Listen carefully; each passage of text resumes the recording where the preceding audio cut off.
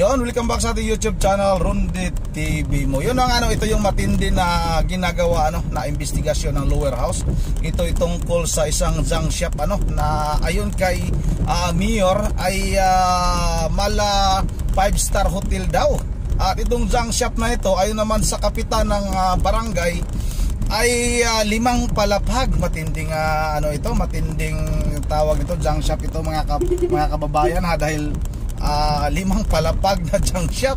Saan ka ba nakakita ng 5 palapag na tawag dito junk shop mga kababayan? Sa tingin ko lang dito itong kapitan ng barangay na ito ay grabe, sobrang sinungaling.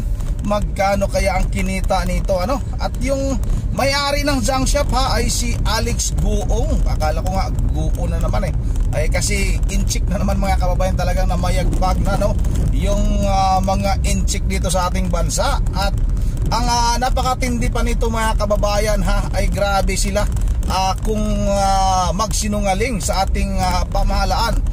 Biruin nyo ito, nung nakita naman yung video ay hindi naman pala junk shop itong sinasabi ni kapitan na junk shop daw na 5 palapag. Grabe itong si kapitan naman, sobrang sinungaling ito. Dapat itong ikulong ito.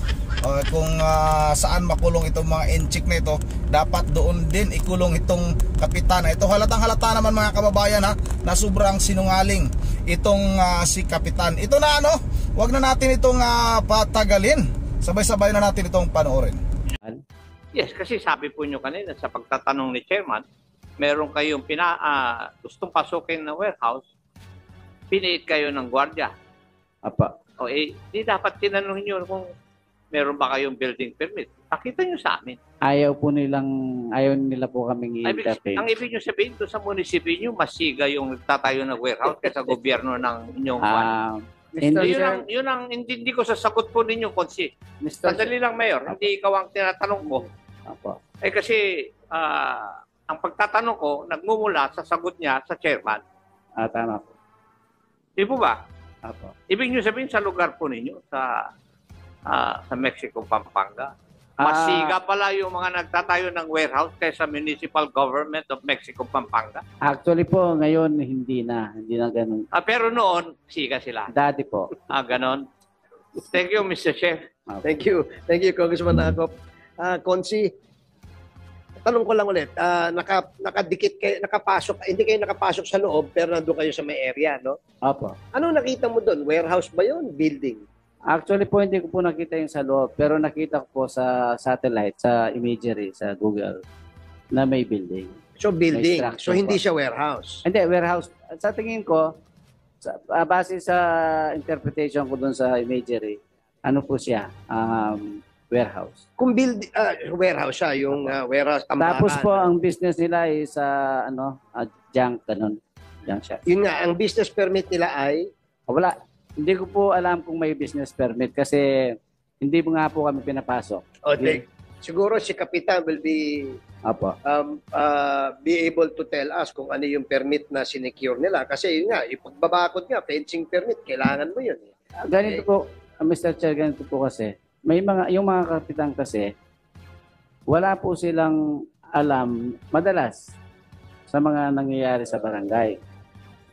So, yun po ang madalas. Ngayon, iniwawasto po namin yon, yung ganong proseso. Binibigyan namin sila ng power, sinasabi nila namin sa kanila yung power para mag-check doon sa mga nagpapakonstruct kung may mga permit o hindi. Na bago magkaroon ng building permit sa munisipyo, dapat meron munang construction permit sa kanila.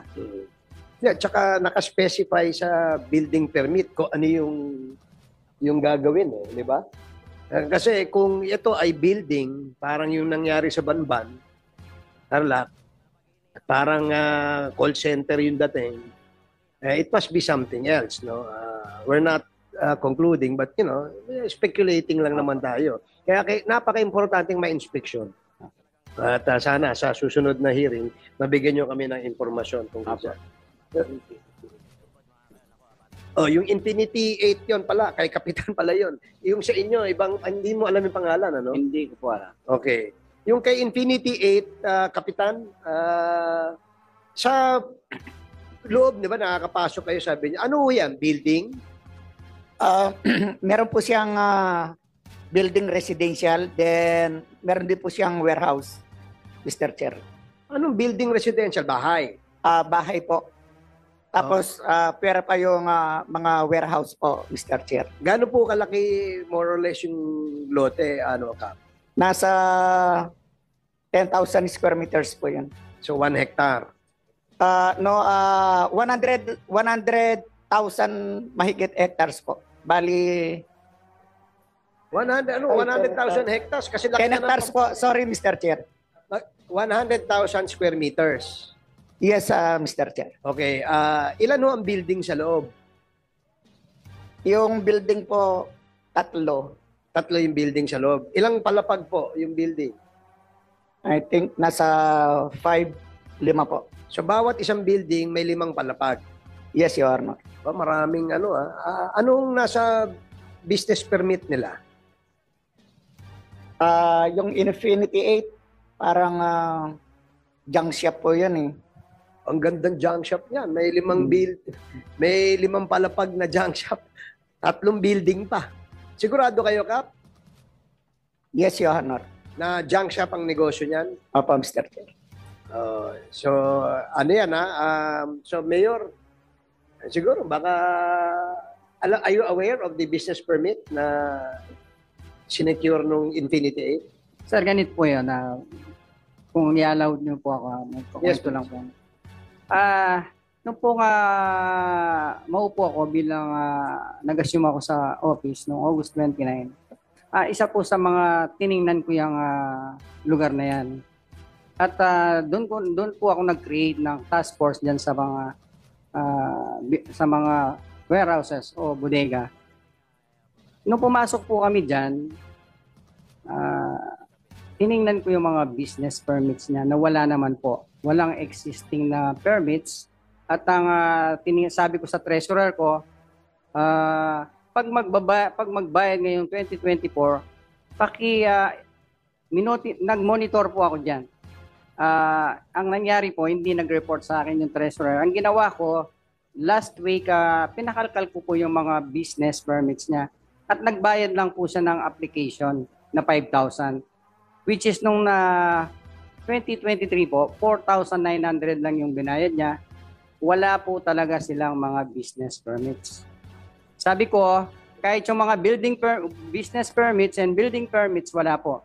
Kaya ang ginawa ko po, may 2 letter na po akong pinadala dyan through municipal engineer. Naka-receive na sila ng 2. Yung 3 po, ipapa-receive ko this week. After po nun, kung hindi siya mag-comply, ipapasara ko na po yung lugar na yon, yung Infinity po. Papastop ko po lahat ng mga activities. Yan yung Infinity 8. Opo. So, narinig mo naman siguro yung Kapitan. And in addition po, noon pong last Saturday, nag-meeting ako with all department heads at saka yung mga concert. Pinatawag ko rin tong kapitan eh. Ang sabi ng kapitan ayaw niyang pumunta eh. Pinasundo ko lang ng pulis yan eh. Oh. At tinanong ko yung kapitan na yan, ang sabi niya sa akin, tinanong ko kung may barangay permit yan. Ang sabi niya, meron. Sabi ko, within today, kailangan kong makita yung barangay permit niya. Hanggang ngayon, wala naman sinadmit sa akin. Yun lang po, Mr. Chair. Anong masasabi mo, Kap? May kopya ka ba ng business permit niyan, building permit niyan? Yung sa building permit po, wala kami. Pero yung business permit po, nakapag-apply na po. Yung records po namin, yung files, nasa barangay treasurer ko po, Mr. Chair. Meron po siya. Apply po siya ng business permit, yung Infinity 8. Mismo ang mayor nagsasabi, wala eh. Meron po, tinanong ko po yung aking treasurer, meron po siya. Kaya lang, nung ni-request po sa amin nung mayor namin, hindi ko lang nabigyan kasi pinuntahan ko at tinawagan ko yung treasurer ko, meron po silang family na nilakad. So, alam mo, yung mayor ang supposedly aware dun sa lahat ng negosyo sa buong sinasakupan niya. At kapag ang records, wala doon, ang ibig sabihin po noon, wala hong nag-apply ng business permit. Pero kayo, pinagpipilitan nyo na meron dahil sabi nyo nga, nakita nyo.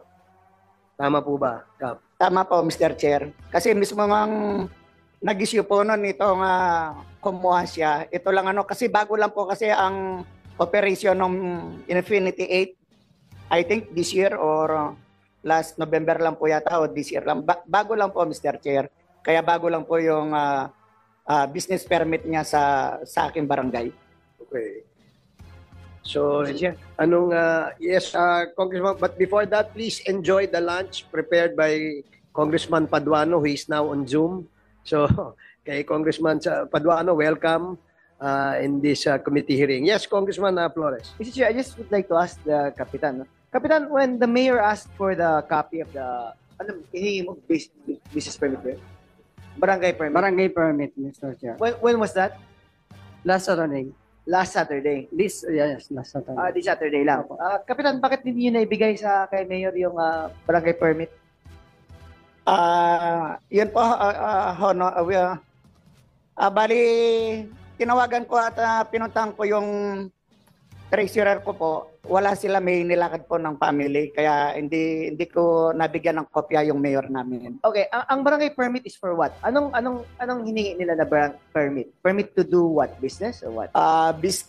Barangay business clearance po. Bali permit yun. Kaya nga, business permit. Alam mo ba anong business nila?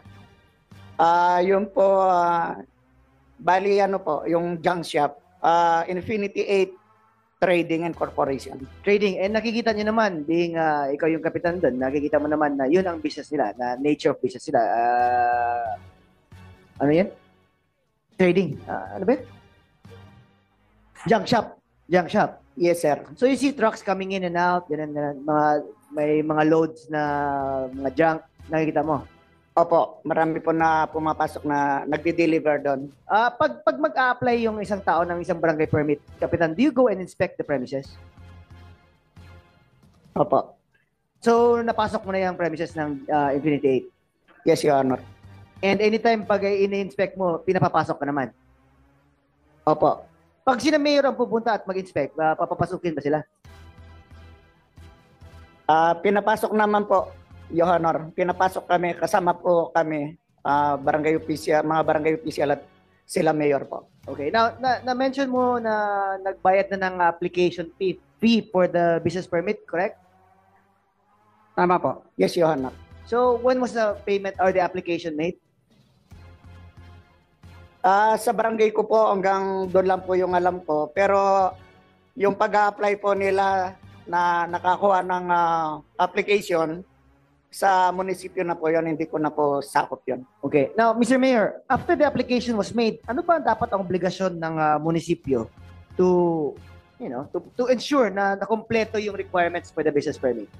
Actually po, pending pa yung yung business permit niya. Hindi ko pina-release dahil may mga kulang po sa mga requirements niya. Ano po yung kulang na requirements niya? Marami po. Wala pa siyang maipakita mga requirements. So kung ganun nga, na hindi niya pinrocess yung application niya, bakit hindi mo pinasara? Wala pala yung business permit yun. Binigyan ko po siyang pagkakataon para may kompleto yung mga dokumento niya. Kaya po itong uli, pina-check ko sa municipal engineer, pinamomonitor ko yung mga building na kinoconstruct sa kasalukuyan. Wala pa rin maipakita, kaya po ang But ginawa. Mayor, it's already June. When should a business permit be secured ba? January po. January. Ba't umabot ng half a year pa, hindi pa na-complete yung requirements at pinabayaan nyo rin mag-operate si Infinity 8? Actually po, nakamonitor po ako. Kaso lang, nabigyan po siya ng pagkakataon para i-comply lahat ng mga requirements. So ngayon po, naghintay ako halos ng 6 na buwan. Wala pa ring response o pinapakitang mga permits, requirements. Kaya napilitan po akong sulatan siya. Just a side note, Mayor, I think you should go over your yung steps that you should be taking after the application is made. Kasi dapat hindi aabutan ng half a year na wala pang permit, nagko-continue yung businesses ng mga tao. It's precisely why yung establishments like this go unnoticed. Kaya gusto natin na from the barangay level and the municipal level, alam na ng mayor kung anong nangyayari in his town. Diba? And by knowing that they are properly given the authority or the permits to operate, that's the only businesses that can operate. Para next time po, pag may nangyari like sa situation na to, alam natin na anong nature ng business niya, was he given the permit, and if he has no permit, then he has no business doing any business in your town. For that po, I'm sorry po sa naging lapses ko. Pero di sa mga darating na araw po, siguro pag hindi pa nakapag-comply, ipapasara ko na po yung... Thank you, Mr. Mayor. Salamat po. Mr. Chair, Yes, Congressman Arco. may I ask some questions from the barangay captain concerned? Kapitan, kayo po nagsabi na meron pong business permit, yung pong junk shop na yun. Yes, Mr. Chair. Paano nyo po alam na meron siyang business permit samantalang sinasabi ng mayor ng munisipyo na yun ay wala? Sa barangay ko po yun, Mr. Chair, kasi... Teka, hindi mo ako sinasagot eh. Sagutin mo muna yung tanong ko bago ako magtatanong uli. Ang trabaho mo ngayon dito ay sumagot po sa aking katanungan. So, paano mo nalaman na may business permit yung junk shop na yun, samantalang ang sinasabi ng iyong mayor ay wala pong business permit? Una po nag-apply siya. Sa barangay ko lang po, Mr. Chair, sa barangay. Nag-apply siya ng business permit. Nag-apply siya ng business permit? Yes, Mr. Chair. Meron bang jurisdiction ang barangay na mag-issue ng business permit? Barangay business permit po yan. Kumuha siya po sa aking barangay treasurer, Your Honor. Would you agree with that, Mr. Mayor? Barangay business clearance po. Barangay business permit. Clearance, opo. So, Kapitan, kung nag-issue ka ng business permit sa junk shop na yon, pwede na ba siyang mag-operate sa pagkaalam mo? Hindi po, Mr. Chair. Hindi. Bakit?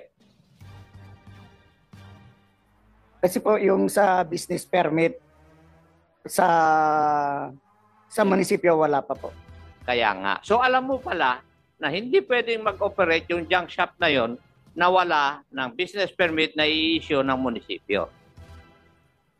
Yes, Mr. Chair. Pero bakit mo pinababayaan na mag-operate? Nasa jurisdiction mo yung junk shop na yon.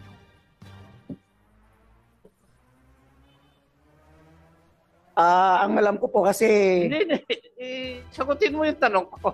Umiiwas ka kagad eh. Ang tanong ko sa iyo, bakit mo pinapayagan na mag-operate yung isang junk shop samantalang wala pa, alam mo na kailangan may municipal business permit na issue?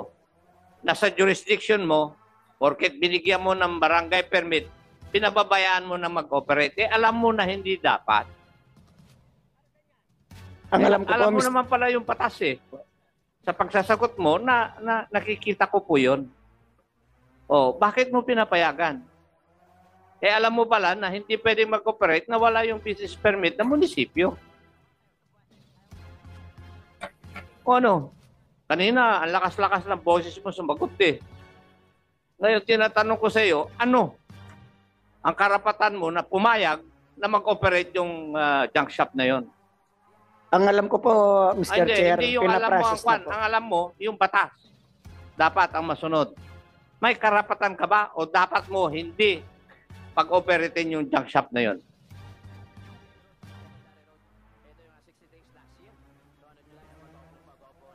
Kasi lumalapag ka na doon sa iyong jurisdiction eh. Ang Kapitan. Alam mo pala na kailangan yung municipal business permit. Pero pinapayagan mo. Hindi po ba may problema ka na doon?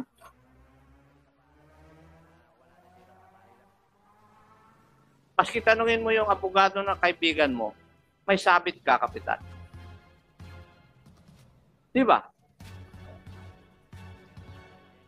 Maraming salamat, Mr. Chairman. Gusto ko lang ipaalam sa kapitan na medyo may diferensya yung kanyang ginagawa. Thank you, Congressman Akop.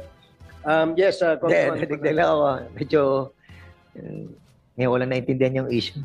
Hindi ko siya masyado naintindihan kanina. So, Kapitan, kailan nagsimula yung construction doon? Kaninong panahon? Sinong mayor? Si Mayor ba? Mayor Gonzales? Or kay Mayor Tumang yung nagsimula? Mayor Tumang po. Kay Mayor Tumang nagsimula. Okay, so gaano kalaki yung junk shop mo? Bali, ano po yun eh. May higit 100,000 square meters po yung nasasakupan. Natanong na kanina yun. Paano nadinig ko yung kanina? So, 100, ha? 10 hectares. Almost 10 hectares po. Kasi 10,000. Junk shop lang yun? Ang galing, ha? Yes, ha? Junk shop. 10 hectares, ha? At tapos, sino may-ari nun? Mr. Alex Goong po. Ayun. Ngayon, at least yan na, okay. At sabi mo, Mayor, hindi ka nakakapasok doon? Nung una po, nakapasok po hanggang dun sa office lang. Ngayon, when was the last time that you entered the premises? Yesterday po, nagkaroon ng joint ocular inspection sa provincial government at saka yung municipality po. Napasok na po. Napasok po namin yung mga luxury building. Junk shop yun, ha? May mga luxury building po. At ano laman po ng luxury buildings? parang 5-star hotel po. 5-star hotel. Kapitan, totoo ba yung sinasabi ni Mayor? Meron May po. mga luxury building? Totoo ba yun? Yes or no? Yes or no? You're under oath, ha? Nag-oath ka ba? Yes po. CFE. Ganda mong sagot. Ganda mong sagot. May mga luxury buildings sa tulad ng sinasabi ni Mayor. Pag sinagot mong hindi, si Mayor ang nagsisinungaling, siya ang pa-contempt namin. Kapag ikaw nagsinungaling, ikaw naman pa-contempt namin. So may mga luxury buildings ba doon? Wala po. Wala. So nagsisinungaling si Mayor. Bali, ano po, hindi na kung nasabi po ni Mayor namin na luxury. Ano po, residential, although hanggang 5 floor po kasi Ay, kala ko junk shop yun. Oh. So kanina junk shop, ngayon luxury, ano naman, parang 5th floor, ganyan. So ang junk shop mo, floor by floor. Ano mga dinadala mo sa junk shop mo? Ano po yung mga kalakal yung nakikita kong dinideliver po. So lahat ng floors na yon, doon mo nilalagay yung mga yung mga kalakal. Ano po, pero po doon sa building na residential niya, Pero may building doon na doon mo nilalagay yung mga nakukuha mo kalakal. hindi po, bali sa warehouse po. Bali nandito yung building tapos yung mga warehouse nasa loob din po ng compound. Pero may mga building sa pinagawa si Mayor Tumang doon. Di ba? Yes or no? Yung may-ari po ng siya po yung nagpagawa. Yung may-ari ng business doon, Mr. Alex Goong. If I may, Yes, Mr. Chair. Kapitan, si Mr. Goong ba ay Pilipino? Filipino-Chinese po. Filipino-Chinese. Hindi Chinese-Chinese. Yun po ang alam ko, Your Honor. Marunong mag-Tagalog? Marunong po, Mr. Chair. Magaling mag-Tagalog? Medyo may konting pagkabalit. Pero nakakadiretso po siyang mag-Tagalog, Mr. Chair. Saang farm lumaki? Si Mr. Goong. Yeah, pero ito, let this be a warning to you, Kapitan. Hindi kami rito. Ginagawa lang namin light yung discussion natin kasi ayaw naman nating magkaroon ng tension. Pero ito, paalala lang sa iyo. Sa pagtatanong ng mga kasamahan dito, meron kaming video ipapakita sa iyo. Sabihin mo sa akin kung junk shop yan o hindi. Ha? Nasa yung video. Can you show that video? Paninindigan mo na junk shop ito. Na ang negosyo ni Alex Goong ay isang junk shop. Yes, Your Honor. Nakikita ko po kasi mga dumarating na mga dinideliver na kalakal. Anong dinideliver na kalakal doon? Mga plastic bottle, cartons, mga...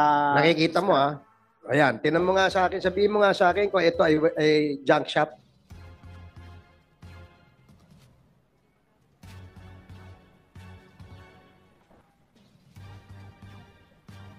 Walang kadumi-dumi. Ayan, ayan.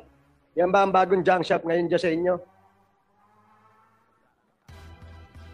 Mr. Chairman, I think this resource speaker is lying to his teeth. And in accordance to what we have seen, ano? Mr. Chairman, Kapitan, ito nasa area mo to ha? Totoo to ha? Totoo to. So yung sinasabi mo, totoo to. So ngayon ikaw nagsisinungaling. Sabi mo kanila, junk shop. Pag junk shop kasi alam mo naman eh, di ba tampakan, lahat, ganyan. So sabi mo walang ganito. Tapos ngayon may makikita kaming ganitong presentation. Alam mo, nakakasakit ka ng damdamin. Kasi you're lying under oath. And we don't want this to be a practice of all those resource speakers that we are inviting. We have to set the rules on this committee for us to parrot the truth of the issues that we are investigating. Nagkakaroon ka ng interference eh. Niloloko mo kami. So, bibigyan ka pa namin ng another chance. No? I don't know ako. Pwede ka pa namin bigyan ng another chance. Pero, ewan ko, si Chairman Acop at si Chairman Paduano, I think nasa Zoom siya ngayon. So,